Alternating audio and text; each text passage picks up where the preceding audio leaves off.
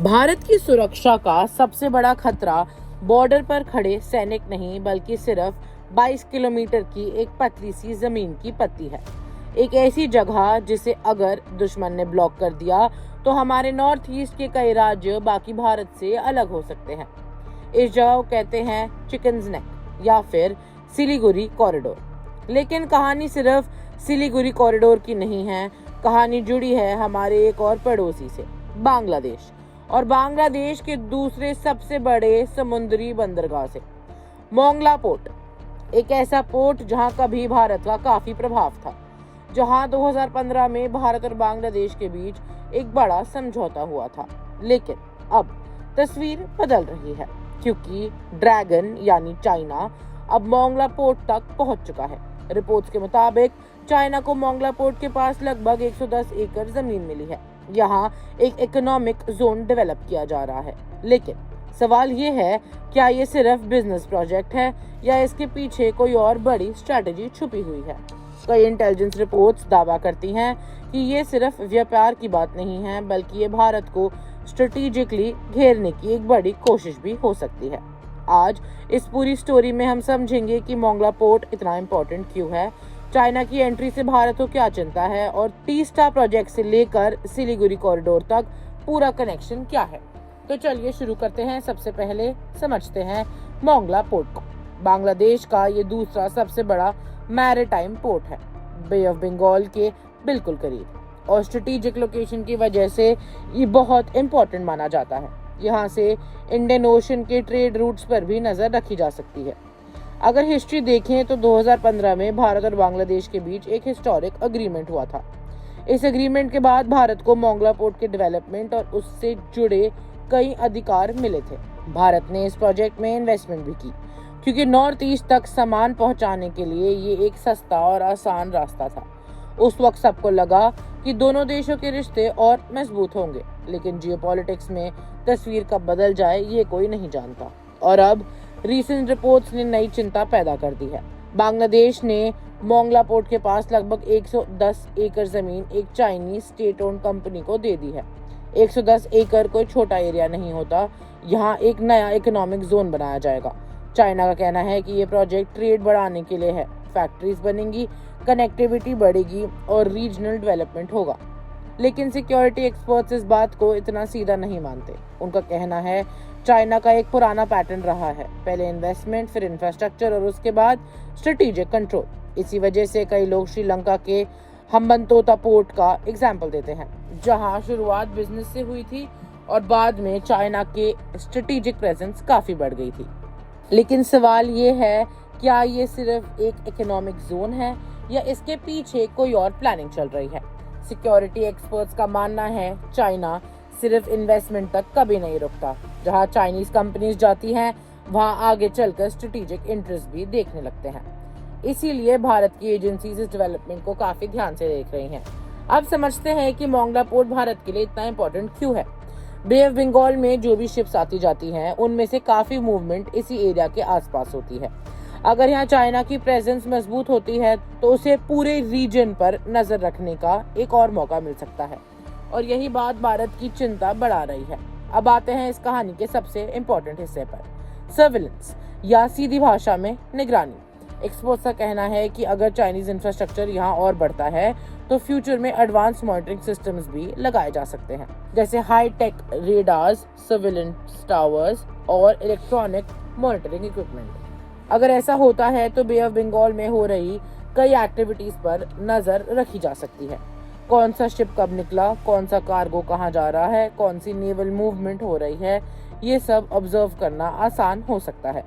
इसी वजह से डिफेंस एक्सपर्ट्स इस डेवलपमेंट को सिर्फ बिजनेस प्रोजेक्ट नहीं मानते। अब बात करते हैं एक और टेक्निकल चीज की। नाम है ESM यानी इलेक्ट्रॉनिक सपोर्ट मेजर्स। नाम थोड़ा मुश्किल लगता है लेकिन काम आसान भाषा में समझिए।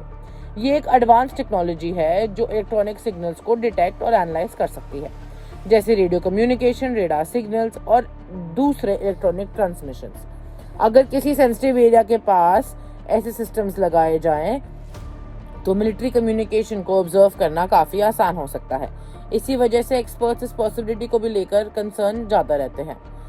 रिपोर्ट्स में वेस्ट बंगाल की सुखना का भी जिक्र किया गया है। यहीं इंडियन आर्मी के 33 कॉर्प्स का हेडक्वार्टर्स है। ये इंफॉर्मेशन नॉर्थ ईस्ट की सिक्योरिटी में बहुत इंपॉर्टेंट रोल निभाती है। एक्सपर्ट्स का मानना है कि अगर फ्यूचर में एडवांस सर्विलेंस सिस्टम्स डिप्लॉय किए गए तो मिलिट्री कम्युनिकेशंस को मॉनिटर करने की कोशिश हो सकती है।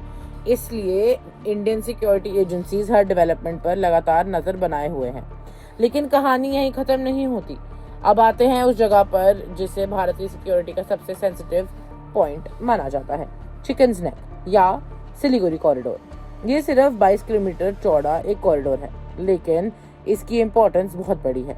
ये बाकी भारत को नॉर्थ ईस्ट के राज्यों से जोड़ता है। अगर कभी युद्ध जैसी स्थिति में इस कॉरिडोर को नुकसान पहुंचाए तो नॉर्थ ईस्ट के राज्यों तक सप्लाई और कनेक्टिविटी प्रभावित हो सकती है। इसी वजह से इस एरिया को स्ट्रेटेजिकली बहुत सेंसिटिव माना जाता है। और अब इसी के आसपास एक और प्रोजेक्ट की चर्चा हो रही है, तीस्ता रिवर प्रोजेक्ट। एक्सपर्ट्स का कहना है कि इस प्रोजेक्ट में चाइना की दिलचस्पी लगातार बढ़ रही है और इसी वजह से सिक्योरिटी सर्कल्स में भी कई सवाल उठ रहे हैं। अब तीस्ता प्रोजेक्ट रिवर को भी समझ लेते हैं। तीस्ता बांग्लादेश के लिए भी एक बहुत इंपॉर्टेंट नदी है और इस प्रोजेक्ट में इंफ्रास्ट्रक्चर डेवलपमेंट की योजना है। लेकिन सिक्योरिटी एक्सपर्ट्स का कहना है कि जब किसी सेंसिटिव एरिया के इतने करीब फॉरेन प्रेजेंस बढ़ती है तो हर डेवलपमेंट को ध्यान से देखना पड़ता है। रिपोर्ट्स में ये भी कहा गया है कि अगर चाइनीज इंजीनियर्स और टेक्नीशियंस इस प्रोजेक्ट में बड़ी संख्या में काम करते हैं तो उनकी मौजूदगी स्ट्रेटेजिक इंपॉर्टेंस भी रख सकती है। यही वजह है इंडियन सिक्योरिटी एजेंसीज हर एक्टिविटी पर नजरें बनाए हुए हैं। एक्सपर्ट्स का मानना है कि फ्यूचर के किसी भी कॉन्फ्लिक्ट में ग्राउंड इन्फॉर्मेशन बहुत बड़ा रोल निभाती है। एरिया की geography, road network, communication route और लोकल इंफ्रास्ट्रक्चर, इन सब की जितनी ज्यादा जानकारी होगी उतना ही स्ट्रेटेजिक एडवांटेज मिलता है। इसीलिए हर डेवलपमेंट सिर्फ डेवलपमेंट नहीं होता, कभी कभी उसका पीछे सिक्योरिटी रीजंस जुड़े होते हैं। अब एक और सवाल, चाइना और बांग्लादेश इस पूरे मामले पर क्या कहते हैं?